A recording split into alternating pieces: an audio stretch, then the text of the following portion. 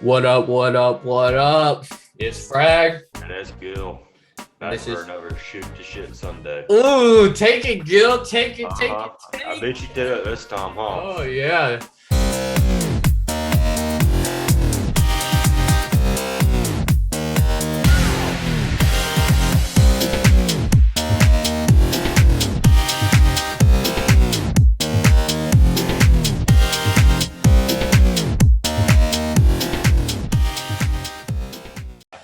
Dude, what is on your agenda for today? Okay. Probably number one is go wash all that damn salt off the truck. I just had to make a mess out of that mess this week. Yeah, your wheel wells will turn into a nice No wells. rusted. Yeah, no wells. Only So thing left will be that damn liner that's in the thing. yeah, no kidding. So I got a gym membership, right? Or a personal trainer, Uh-huh. and started working out today. Mm-hmm. So y'all about to see a transformation of the boy to a man. Guess you worked out a pretty good deal with him. Yeah, I got so it was originally 1,200 for 1,200 for what was it? For 16 weeks. Uh-huh. And I paid 900 for 20 weeks. And this comes with a meal. It comes with a meal plan, everything, recipes, everything. And then it ends up being like $40 a week. Or $50 a week. Yeah. Yeah, that's not bad. And with the disposable income, my disposable income is about $100 a week. Mm-hmm. So I mean, yeah, it takes half, but I'm okay with my fitness. Oh yeah, being like half of my disposable income. But that's after groceries, everything else, you know. Mm-hmm. No, so I'm pretty excited about it. Yeah, it should be fun. Morgan's gonna do it with me, so very exciting. I'm looking. I guess what I'm looking forward to most is feeling that burn. You know what I'm saying? That oh God, what did I do? Yeah, that ache, and then being able to see results and whatnot. Because right now I'll do like 50 push-ups and I'll be like, you know, or like my shoulders will hurt and whatnot. I said the other day, go get you pull-up bar, man. Yeah, I might as well, you know. All right. I just don't want to fuck up any of the door jams. Yeah, that's how I am. I don't have to deal with the damn apartment anymore, and I got to. Yeah, exactly. And I guess I could say it's safe to assume I'm not going to get my deposit back. So I don't care. You don't think so? Probably not. You don't. Probably not. What? How much was your deposit? Well, if I remember right, I don't think the way they did it, you don't get it back either way. So I'm like, well, I might as well do whatever the fuck I want to.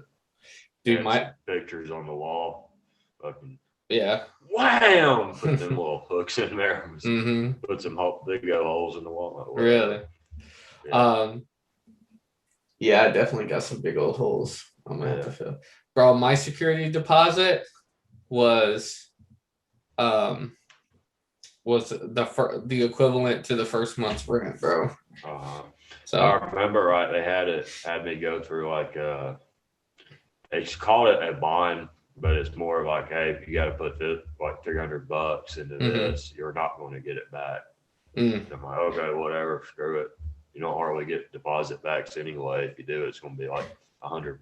Right. If that. Bro, your sound sounds so much better. Oh, does it? Oh my God. There's like no echo. It's just, it sounds like a phone call, basically. Really? Mm-hmm. Well, I know a phone call wasn't working a minute ago. I wonder why. Because I got one bar, that's why. Shit I don't know service. what it. Yeah, It used to be all right. I don't know what AT&T is doing, but I need to get on the ball.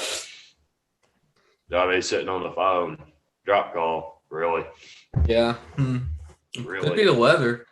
Could be too. Because AT&T is Texas based. Yeah, true.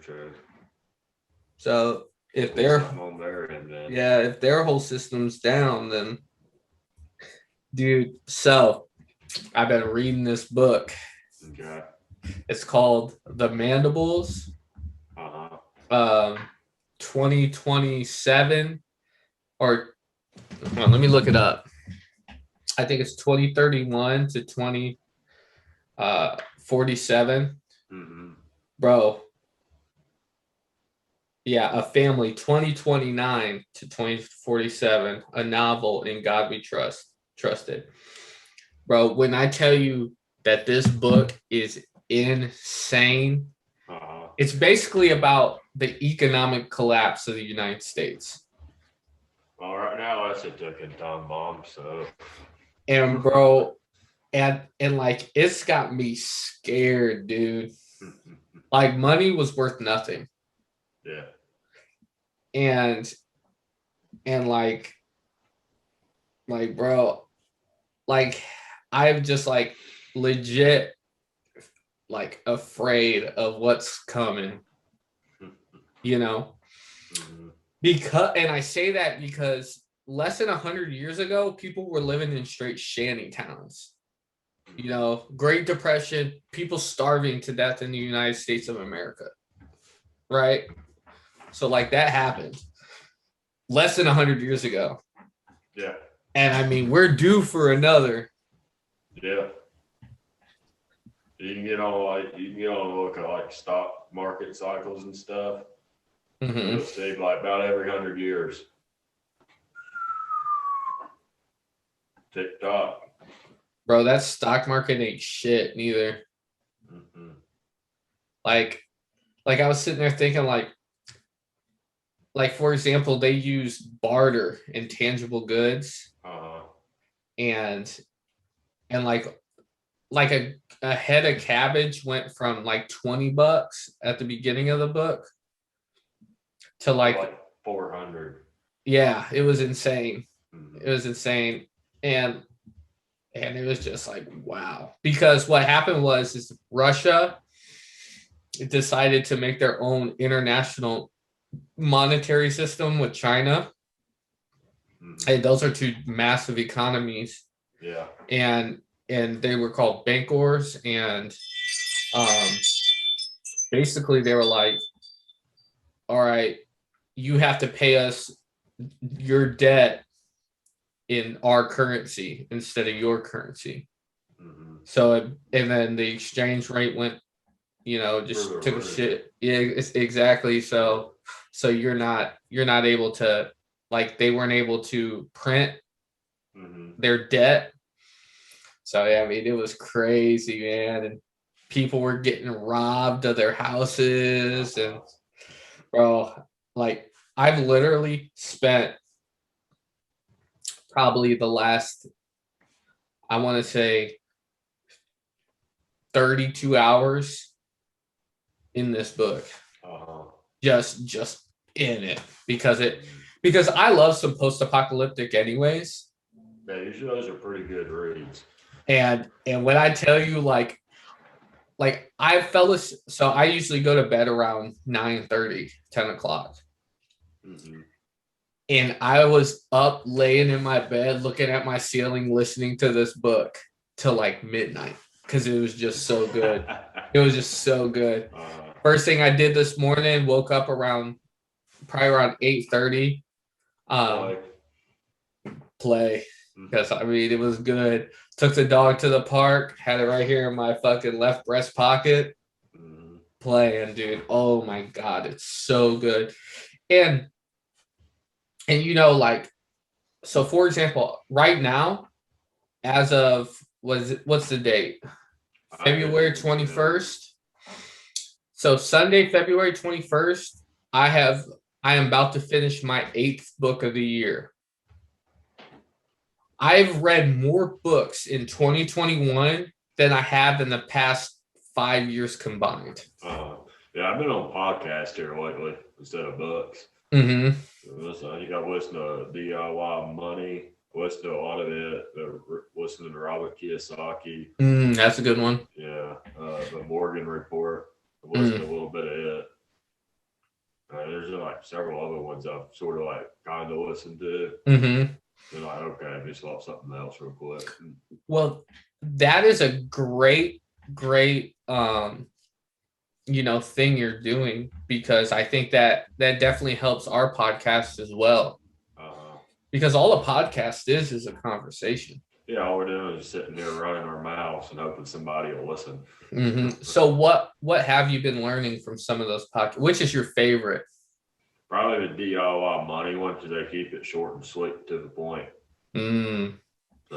So what? Tell me some of the things they're talking about. I get on here and I'll read off some of the titles. Because I mean, hey, I don't even keep up with the titles. I just listen to what it plays. They're like 15 minutes long. Mm-hmm. So I just let it play most of the day. You got one versus index funds versus total market, dollar cost averaging versus lump sum. What else we got? 401k rollovers, avoid lifestyle creep, planning around pension, balancing different savings goals. What else is on here? Who are the people who present it? I don't even remember their names off the top of my head. Back in here. Then you got stuff like how to start investing, budgeting life expenses, all that kind of stuff, and you go back. But it's just listening. Do they have any visuals at all? I couldn't tell you. I've just been using it on Spotify. Yeah, so if you're listening to it, then there's no visual. They're out of Kentucky. The two dudes' names are Quint and Daniel. Interesting. We need to get on Spotify. Yeah. You see, I got Instagram up. Oh yeah, I seen that. Yeah. Would you tag me yesterday or yesterday? Yep. Yesterday. I didn't even remember how to use it. It's been so long. It's been years since I've even touched Instagram. I'm still trying to break that habit of being on social media for X amount of time during the day. Bro, it's bad, dude. I feel like I waste so much fucking useful. Even if it's like an hour a day that I'm on there, that's an hour I'm not working. Yeah. Usually if I'm laying in bed about to go to sleep, I'll put like a podcast on and maybe scroll Instagram. Mm-hmm. Is Instagram your preferred social media? Yeah. For what reason? Facebook's just too full of shit. Instagram is fucking full of shit too. Mm-hmm. But it's either or. It's everybody's shit. No. I think I prefer Facebook because I like to read. Yeah. I'm not a big. I like pictures don't really mean anything to me because I'm not a visual person as much as I am audio. Like if I listen to something, then yeah, I mean absolutely. But Facebook, I like getting on there reading like comments and shit. People starting those comment section wars. That's always fun. So can you give me an example of like what you like to see on social media? I don't know, whatever's entertaining and not stupid. For example. Let's see what we got. Yeah. Pull something up. Because I spent probably about like 5 minutes on there, and it was everything that I was looking at probably like 4 years ago, and none of it appealed to me at all. Yeah. Like, you got this one page, go send it. They're always doing something ridiculous. Like what, for example? Oh boy, skiing and pretty much skis off a cliff and does a backflip and lands that thing. Oh, really? Yeah. Oh, so he's talented. Yeah. Bro, I've been on skis, bro, up in the Bridgeport. No, thank you. Yeah. Y'all got the shaft on that one. 8 miles on cross country skis with a 120-pound pack, bro. Mm, I ended up getting hypothermia and about dying, bro. that sounds about like Bridgeport. 'Cause we did the last summer package when I went, bro. Mm-hmm. That was not the last summer package. That was the first winter package. It was cold. Oh, it was cold, cold. And we didn't get all that gear y'all got. Where we were like, Yeah, but the gear was heavy, bro. yeah. I would have rather had one nice coat. Then all them stupid little warming layers in the military. Well, I would have rather had you have your one polyester layer, Mm-hmm. you have your Gore-Tex layer, and then you have like your outer shell. Yeah. Like you had too much gear Mm-hmm. when I was there. So if you did it right, like it's okay to be always cold Mm-hmm. because it rarely got below or above 10 below when we were there. No, I believe it. The coldest was 40 below. Yeah, screw that. And bro, I it bet. snowed 6 feet, dude. I bet. All right, I'm jumping off this mountain. I'm done. Bro, there were parts where you'd look down and like, bro, it was just like cliffed. And I'm on the skis, bro. One of our boys, Oak, ended up breaking his damn ankle. Well, oh no. He didn't break his ankle. He tore something in his knee. He like tore his ACL Uh-huh. and had to ski out of there on like for like 2 more miles, bro. Up Right. and down mountains Uh-huh. with the pack. And then they tried putting snowshoes on us, but the snowshoes were all dry rotted, Oh, right? so they all cracked up and fell apart. Yeah, so they all cracked up and fell apart. So we were like 550 in these things to our feet. Yeah, bro, it was bad, dude. Like DOD gets a $700 billion budget, and they can't even get snowshoes. No, it's because you shouldn't buy plastic out there. You shouldn't have anything plastic. Everything that they should have had out there should have been um old fashioned wood stuff that like the Swiss and the Bro, this is the Finns. military we're talking about. That makes too much sense for them. You know this. Yeah. Somebody sold them on some shit, you know? Yeah, that's how they always do. That's what I think they do at Fujicon. You think so? Oh, absolutely. You know them ACOGs are junk. I never had no problem with them. Yeah, they ain't bad. They're just like, okay, these things aren't the greatest. I mean, what would you rather have? Like a hollow site? Yeah, you get like an EOTech. Get something like you can get like so much nicer stuff like Vortex. Mm-hmm. EOTech makes good stuff. Who else is out there? Do you have any optics?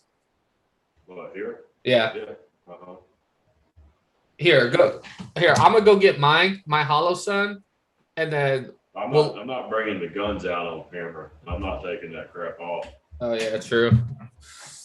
You've seen that EOTech, Mm-hmm. and I got that Nikon on that other rifle, and I got that spotting scope in there. Yeah, that spot scope's sweet. Yeah. Dude, when we get a chance, bro, here in about 2-3 years, bro, we're taking that bitch. We're gonna try to draw us a fucking elk tag or something like that. Oh yeah. I mean, even if one of us draws it, or a cow tag or something like that. Yeah. If one of us can draw a tag, We bro, both go and one of us shooting something. yeah, and we'll freaking, depending on which one draws the tag, we'll take the gun. We'll be out there for the whole season if we have to. And we'll buy a one-way flight and pack out and go out in some public land and just like survive until we get that motherfucker, you know? Take baths in fucking creeks and shit and live off fucking dry rats until we kill that bitch, you know? Yeah. Yeah, back to Trigicon. Like, there's so many better optics out there in Trigicon. Mm-hmm. But like when I worked in the armory those few months, like yeah, we had our theory. Somebody way up in DOD's got their hands in Fujicons pockets. Oh, really? Mm-hmm. Oh, so like they're making money off like the stock Oh insider. yeah. Mm-hmm. So the deals they get is the money they get. Yeah. Insider trading, bro. Yep. It's fucking legal until it's not, you know. Yep. And it's like the IARs.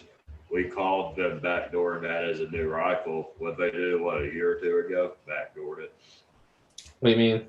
You know how the IR was originally supposed to replace the 240 nods, right? Yeah. Then they come out with, oh yeah, this is gonna be the new rifle. A couple of years later. So, Mm-hmm. whatever.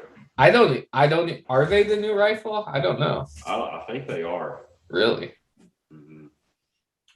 They did shoot good, bro. Yeah, they did. That piston system instead of that gas system. Yep. It shot well. They were built well. They had those mounted bipods. It was a HK that made them, wasn't it? Mm-hmm. Yeah. Or definitely beats what Colt that built the regular M4s and junk. FN had. Okay. I know I had an FN. I didn't have a Colt. Yeah, I don't remember who makes all them right. They probably get them from like 15 different places. Yeah. I had an FN. My M4A1 was an FN. I never carried. That's probably what all those M4s were, because those are all out of the same batch. Mm-hmm. Because I never had an M16. I mean, you had M16 boot camp, but they had one for like 6 months, and we all got M4s. Yeah, and then I went in, and then I was the 240. I carried the 240, and then stupid aluminum tripods. Oh, the cheap ass tripods. Yeah, that was so freaking stupid. You see, I never carried the A bag. I carried the 240. Mm-hmm. No, I was working in the army, and I handed them tripods out that one day, and y'all broke that one. It's like crap, and I called Gunny, you know. It's because that it was the way they were slamming them down like they were the old steel ones. Like you didn't have to do that. That's what they're intended for. What, just to be slammed down like that? Mm-hmm. You didn't have to slam them down. They were too smooth. You could literally open them like this. I'm talking about how you put them in the dirt, so that way that thing don't start rocking back on you when you're shooting the thing. Oh, like, I mean, yeah, but it's a 240. It's not a fucking. Yeah, it's not like it's gonna walk off either. It's not like you're shooting a fucking 50 out there. Mm-hmm. I mean, you can't shoot a 50 without a tripod.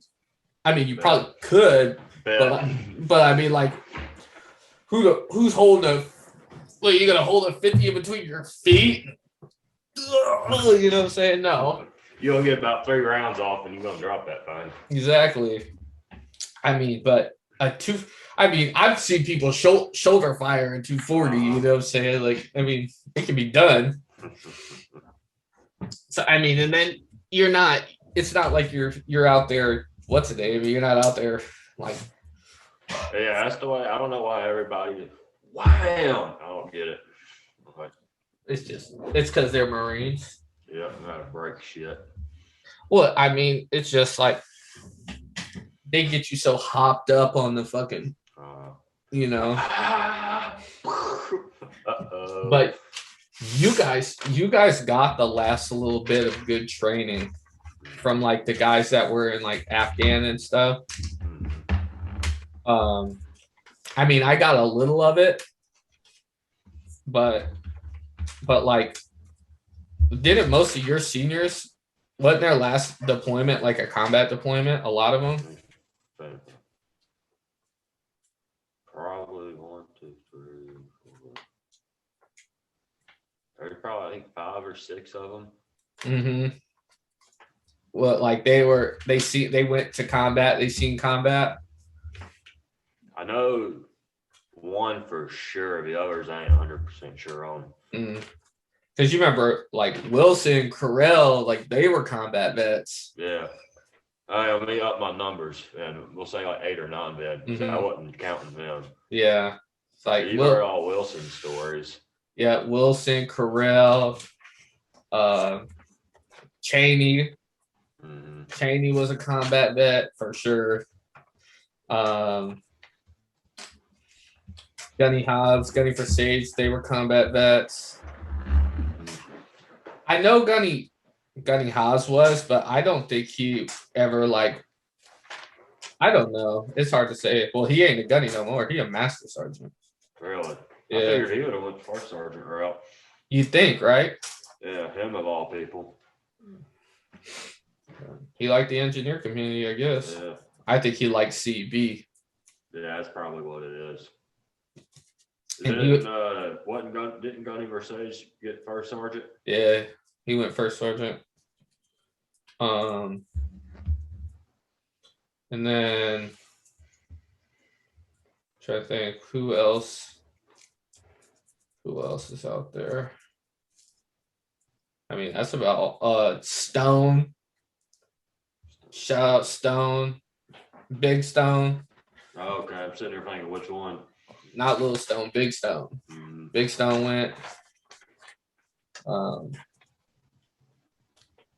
other than that, I guess I can't remember.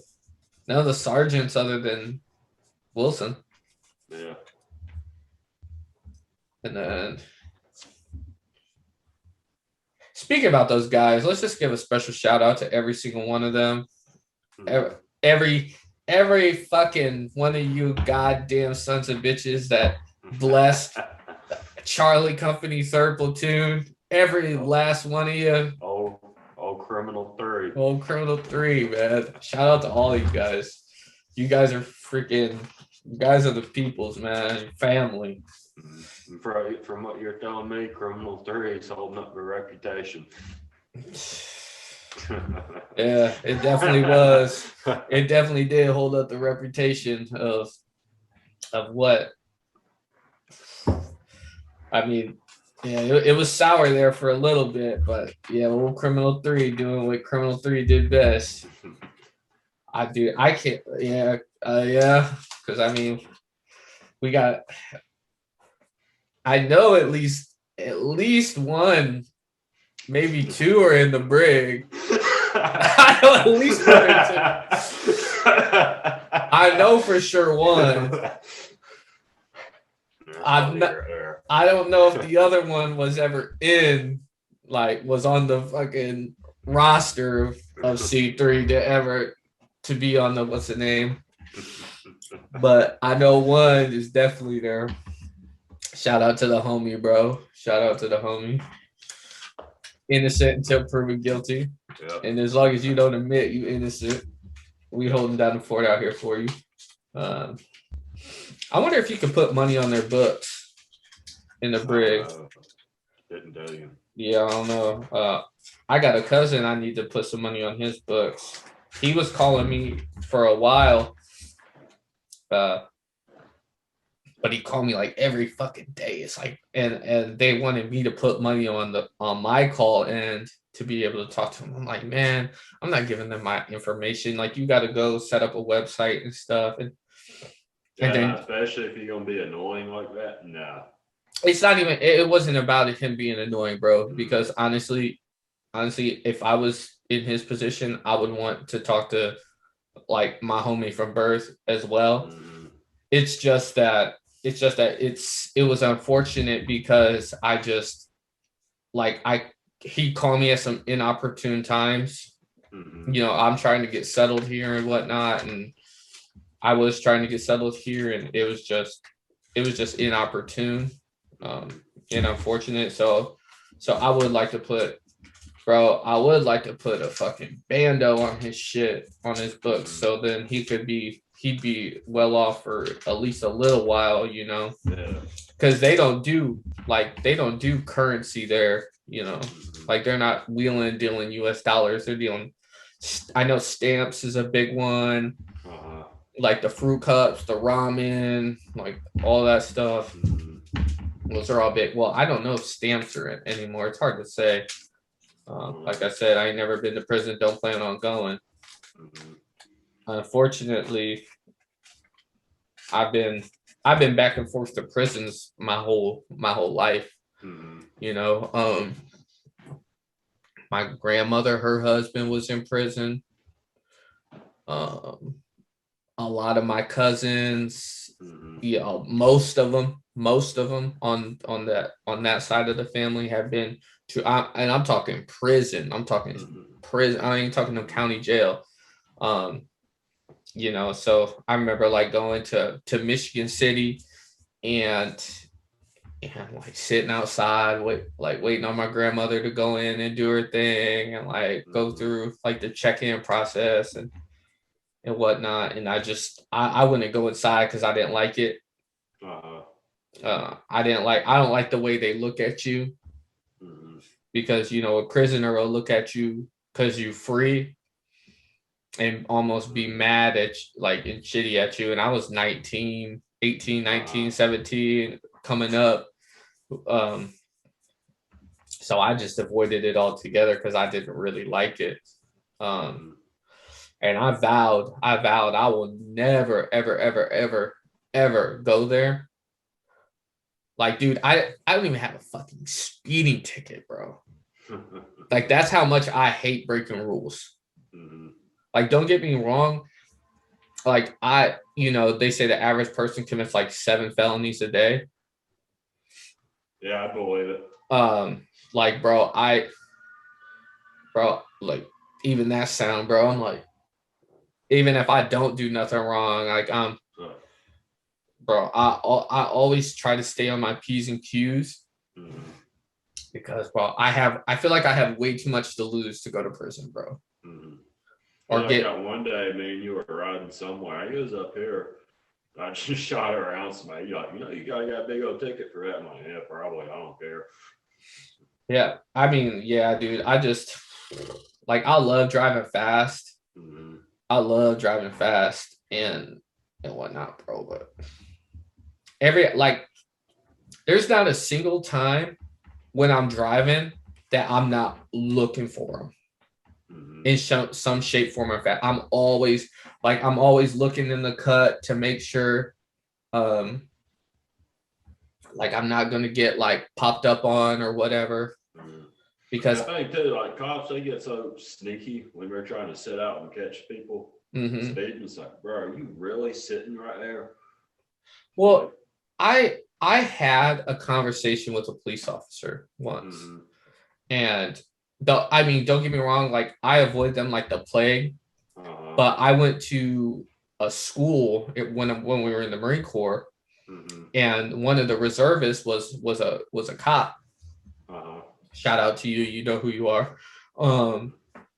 And he told me something that really resonated with me. He said, so being a police officer is, just think about it like this. Every single day, every single one of our days is somebody else's worst day, because you only call the police on your worst days, right? So you're always dealing with somebody else's worst day. So they build up this apprehension because they're like, like, what could it be? You know, what could it be? What now? Exactly. So every day of their life is like, what now? And if you're dealing with somebody that has that mindset, that's such like a negative, you know, like their whole existence is negative, I feel like they become a negative entity themselves. You know, is because they're always around negativity, because energy cannot be created or destroyed, it can just be transferred, right? And he told me that, and that was the first time I ever felt empathy towards a police officer. And I've been at gunpoint, you know, on 2 occasions. So once I was at a party, you know, with some of my boys in high school. We were smoking weed. I was never a big drinker because, you know, I have a weak stomach. On Thanksgiving that one day. Exactly, bro. I have the weakest stomach of any grown man on earth. Like, I cannot even play. I'm a 2 beer queer, like, you know. Um, but anyway, so we was smoking and joking and whatnot, and old boy came inside like, oh man, I just seen cops, da da da da da, and I was like 15 years old, you know. So everybody like, and bro, I was stoned, bro, but I didn't drink because I, you know, my father's an alcoholic, and I don't really like. Yeah, I mean, you've met my dad. Um, so I was like, yeah, I'm apprehensive about, like, I'm not trying to drink, and so everybody had, they turned off all the lights and everybody had left. Well, it was me and one of my boys, and he was like one of the chubbier dudes, or he was a bigger dude growing up, offensive lineman. Shout out, you know who you are. And I wasn't gonna leave him behind. You know what I'm saying? I was like, hey bro, hey bro, let's go together. So we took off across this field, right? And we get probably like, and I was like, I was a 4.4 athlete, bro. I could outrun any police officer, bro. I was in some of the best shape of my life. I could outrun any police officer. Unless he didn't have anything on him and he could really get it. But my buddy, he wasn't, you know, and I remember the burn of the flashlight, right?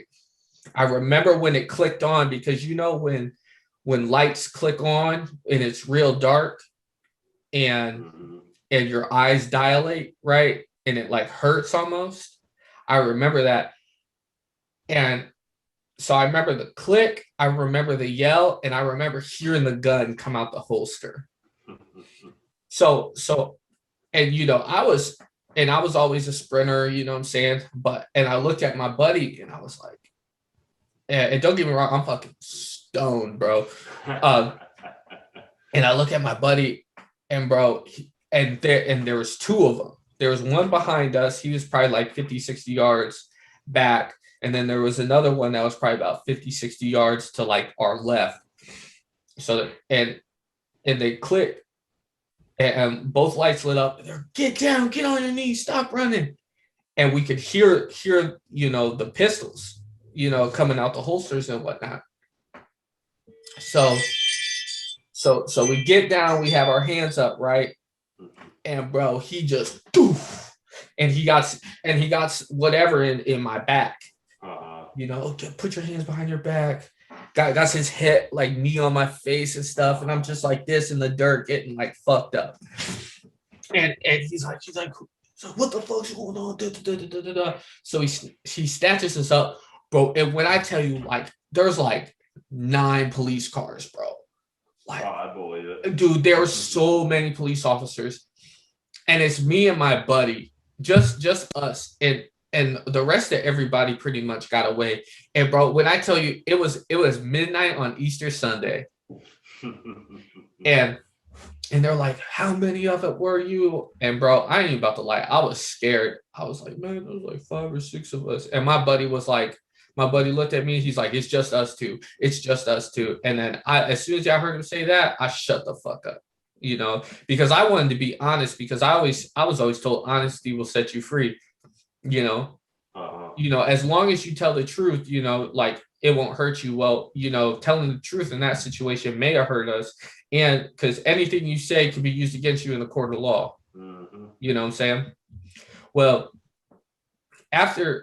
once they found out we were minors, right? You don't have to talk to them if you're a fucking minor. And like, and they beat the fuck out of us, bro. Like, my face was all fucked up, scratched up from the dirt, and my neck was all fucked because he fucking put his knee in my shit. And my buddy, he had drank, so he was fucked. So they got him for underage drinking, and then they called our parents. So we're sitting there, and they uncuff us like when our parents start approaching. And bro, I tell you what, I will never ever forget, like, why did they need so many? Like, why were there so many cops there, bro?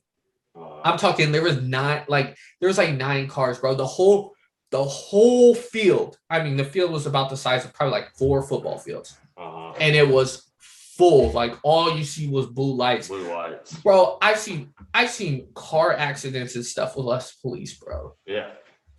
I was like, Jesus, man. Right. For two dummies running across the field at midnight.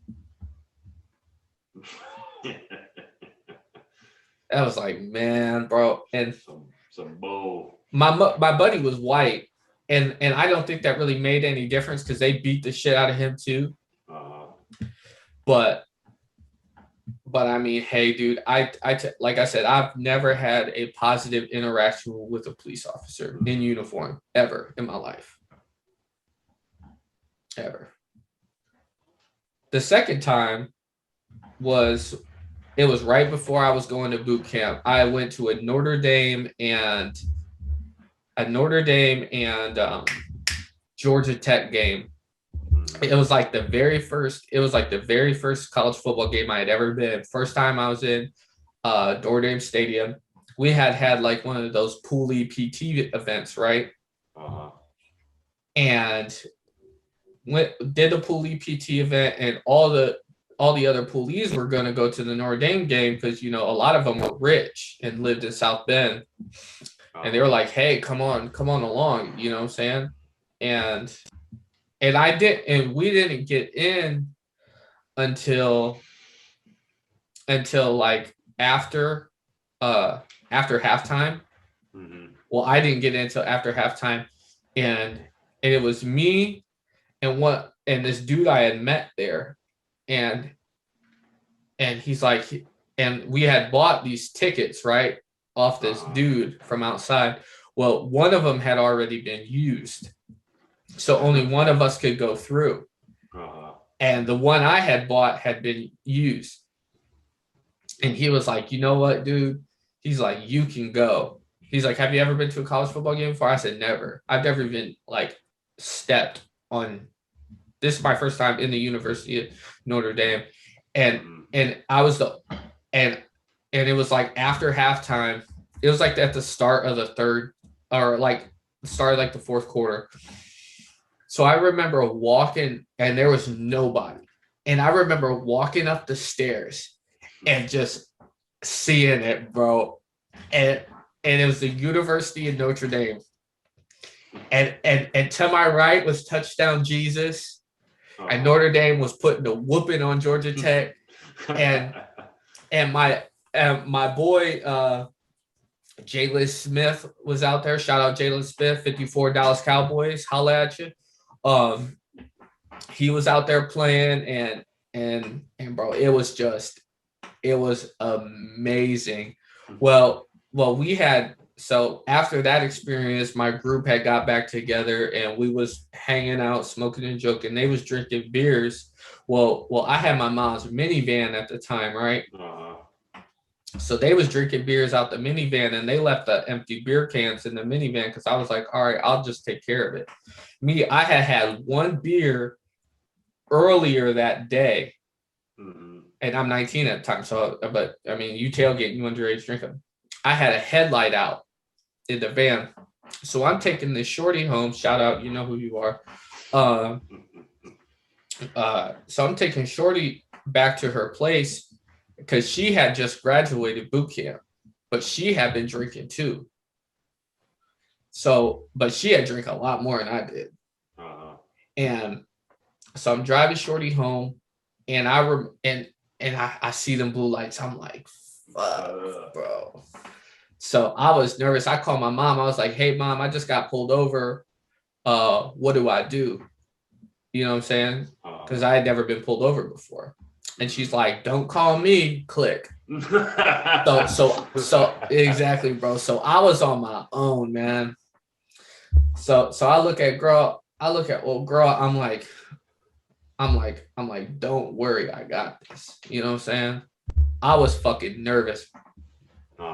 My fucking window doesn't roll down. when and you know, I don't know if you've ever been pulled over at night, but they got that fucking bright ass flashlight that'll blind the dog shit out you. So of course I'm being fucking goddamn blinded, and he's like, have you been drinking? I said, no, sir. Show me your license registration. I was like, I don't know where the like insurance papers are. This is my mom's vehicle. I'm just taking my friend home. You know. He's like, I smell alcohol. Get out of the car. And I was like, okay, you know, 10 fingers. And you know, he's right here. He's like, he waiting. You know what I'm saying? And he's like, walk to the back. And so he's like, have you been drinking? I said, no, sir. He's like, your breath smells like alcohol. I said, I haven't been drinking. I coming back from the tailgate. There was some punch juice, but I ain't drank. Beyond my knowledge, I ain't drank no alcohol. He's like, do a sobriety test. So I was like, so I'm sitting there. I'm like, fuck, because I know I had drinking a beer probably like 3-4 hours ago, right? Oh yeah, you'd have been fine. Exactly. So I had drinking a beer about 3-4 hours ago. So he's like, do a sobriety test. So I did it, right?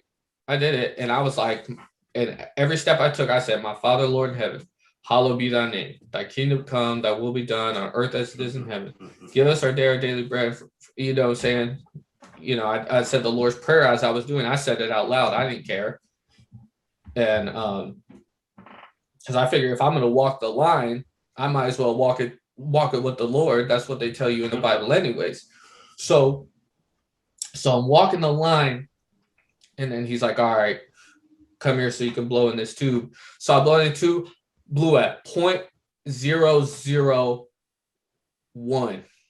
I'd have been like, mouthwash, bitch. So he's like, you said you haven't been drinking. I said there was some punch at the party we was just at, but I told you, beyond my knowledge, I don't know what was in it. He's like, where do you live? I said, I live right up the street. He's like, go home. And he wrote me a ticket for not presenting insurance and having a headlight out. He did so that time he didn't point the gun at me, but he had his hand on it. And you know, that shit'll make you as nervous as fuck. Cause I mean, if you go a chew, you know, and you know, exactly, you know, gone. So, you know, like, I mean, that's about as nervous as you can get, right? So then took Shorty home and went home, and my mom, she's like, I see you made it home, you know, and whatever, you know, wasn't too worried about, because at that time my mom and I were beefing because I was 19 at the time at home. I mean, yeah, I was working 2 jobs. I was getting ready to leave for the Marine Corps, but my mom and I, we have contradictive personalities. So we beef often. But yeah, bro, those are my 2 stories with encounters with the police. Any other time, bro, anytime I see a police officer, I just ignore. I wouldn't even, well, I mean, I don't even pay him no attention anymore. Well, I have to, bro. I have to, especially the only reason I have to is because I feel like this. I feel like if you're not paying attention to something, then you gonna miss something, and they can hold anything against you. So if your T's aren't crossed and your I's aren't dotted, and they come at you and you come incorrect, then you already in the wrong, because you don't know, because you're not wary to come up.